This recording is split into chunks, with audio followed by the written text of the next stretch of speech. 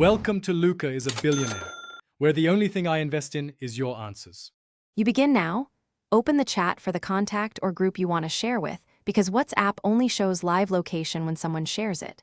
Once inside the chat, tap the attachment icon, paperclip on Android, plus on iPhone, and choose location.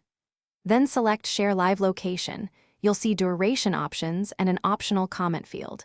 Do this immediately so the system can request permission and start sending continuous updates. You're initiating the only legitimate way. Once done with the basic step, configure how long you want sharing to run and why. Choose 15 minutes, 1 hour, or 8 hours. Longer duration means ongoing updates and more battery use, so balance needs versus power. Make sure to add a short note if context helps, then tap Send to start broadcasting. Recipients will see a map thumbnail they can open to follow movement and heading in real time.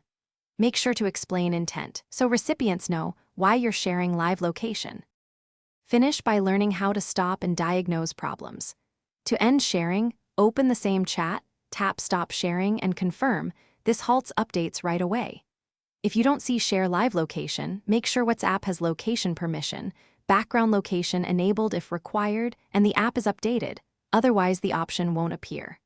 Also verify both devices have internet and location services on. If it still fails, restart the phone. That resolves most permission and GPS lock issues. Thanks for watching and please subscribe. It's the best investment you'll ever make.